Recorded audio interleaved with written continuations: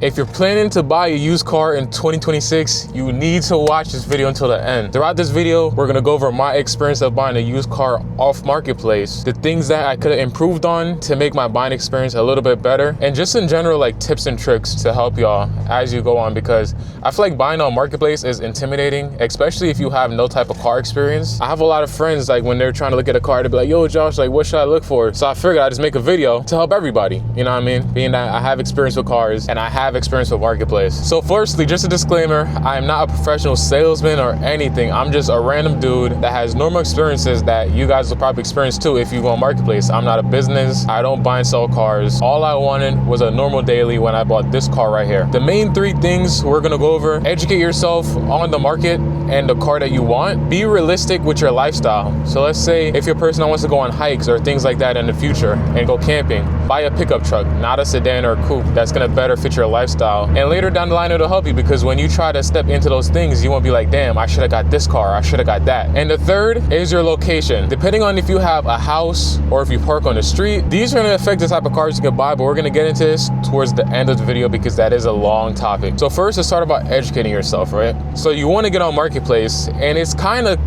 overwhelming if you're just getting on there for the first time. There's a lot of cars.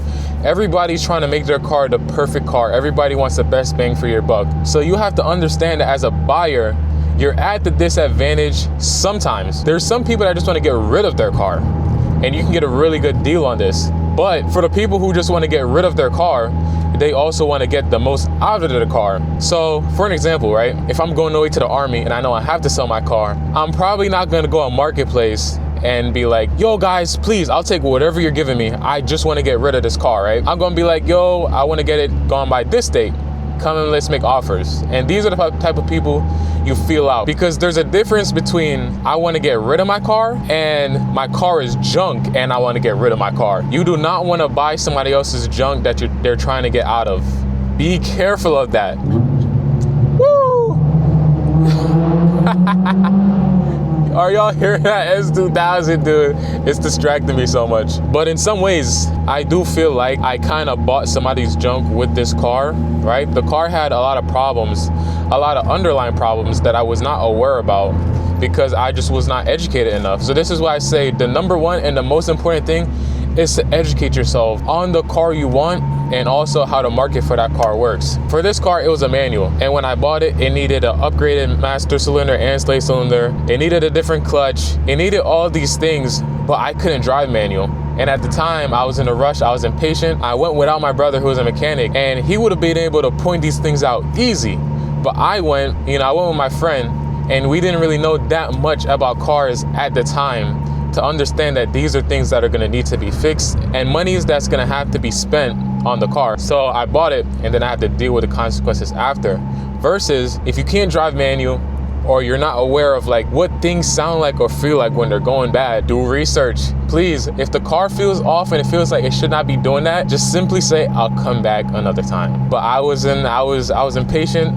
I wanted a cool manual car that I can bring to the track, and now you guys get to learn from my mistakes. Now we go to number two, while the traffic is heating up, your lifestyle. Think in advance, guys. When I bought this car, I had the mindset where it's like, I don't really care about much.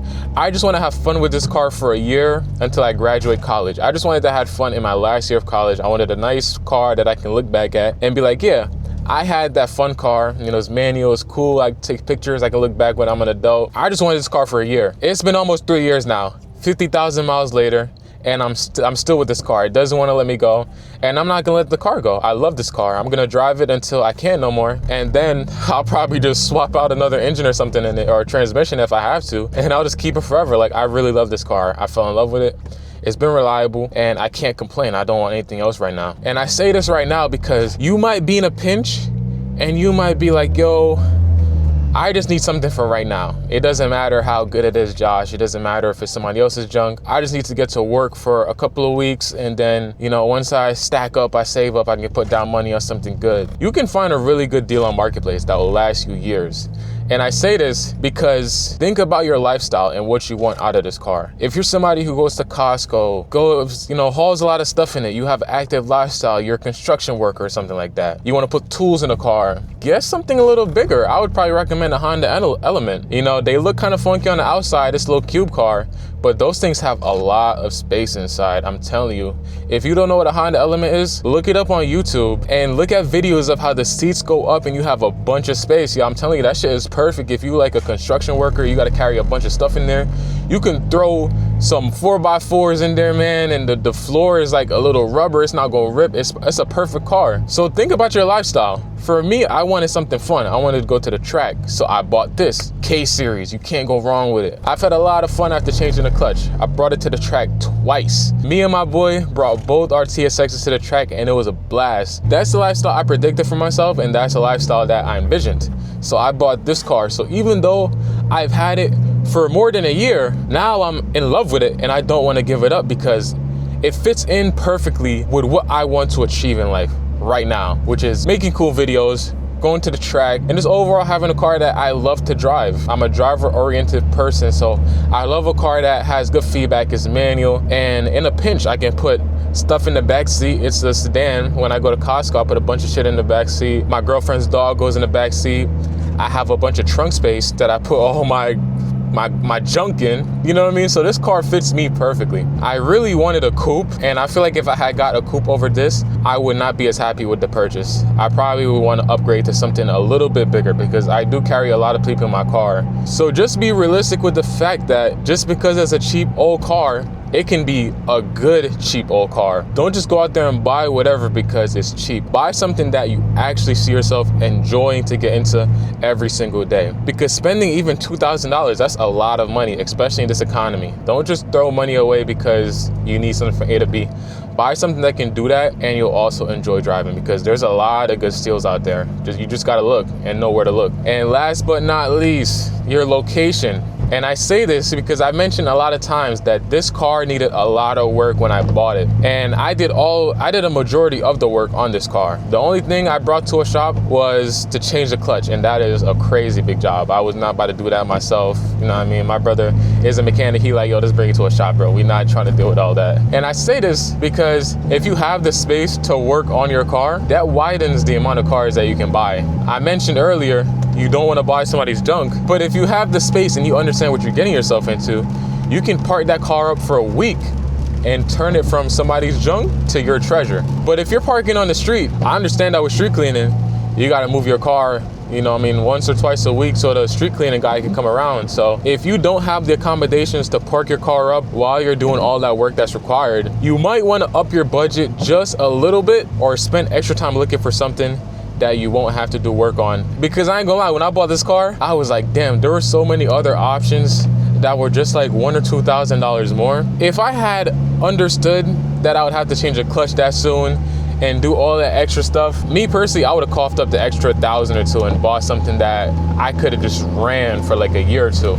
Like, I wouldn't have no problem doing all that stuff now. But the fact that I had to do it right off the bat when purchasing the car, I feel like that really tainted my experience of buying a car off Marketplace. But yeah, just be aware that it is a used car and things go bad on used cars depending on the mileage you buy it and all those things. So if within your budget, you're only getting cars that have 170,000 miles, 200,000 miles, maybe you just gotta take the bus a little bit longer. That's all I can really say. You take the bus a little bit longer, you stack up some more coins, and you buy something that you don't gotta worry about.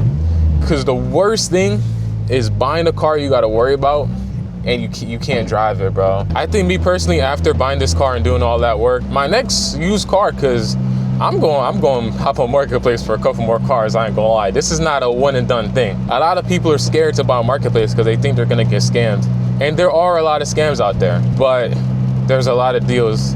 And now that I'm more educated, I'm going to take advantage of those deals. But just be mindful that if you buy something that needs a fixer-upper, you actually got to fixer-upper it up. If I were to throw in some bonus points, I'd say if you're not mechanically aware or sound, please bring somebody with you. My brother was supposed to come with me to buy this car, and last minute he had to do something, and I was like, yo, I do not want to wait for this dude. I'm gonna go regardless. I don't regret not waiting because now I know why it's important to wait, because you hear all these people tell you, oh, make sure you do this, make sure you do that. But I feel like until you actually experience it, you kind of just like brush it off. You're like, it would never happen to me until it happens to you. Just be mindful of that. Bring somebody with you, ask a friend, go to a mechanic shop. They probably will, you know what I mean, you can hire them to come, pay them hourly to come check out the car, or on a test drive, bring it to a nearby mechanic and have them do an inspection on it to make sure that the car is good. I'll just show y'all right now, man. This is my baby. And I love this car. I really do love this car right here. Would I buy this car again? This car specifically? Yeah, I would, because the amount of memories, that light is always on and off. I don't know why. We're gonna get the thumbnail from this angle. I love this car, man. It's a little dirty. Also, y'all, something I forgot to mention. If you buy a used car, you can beat on it, but make sure you're keeping up with your maintenance. I change this oil religiously. Every 4,000 miles, I change the transmission fluid. Anything that needs to be done, gets done. So although you can beat on it and have fun, make sure you're taking care of these things, because as much as it take care of you, you have to reciprocate it, or you're simply not gonna have a good, reliable used car. So it goes both ways. Don't believe the hype when people say you just buy a car and just beat it to the ground. You have to put some effort into taking care of these cars. If you don't take care of it, it's gonna break down. But I love buying a used car because you don't have to worry that much about it. You know what I mean? I can keep it dirty. It's all banged up.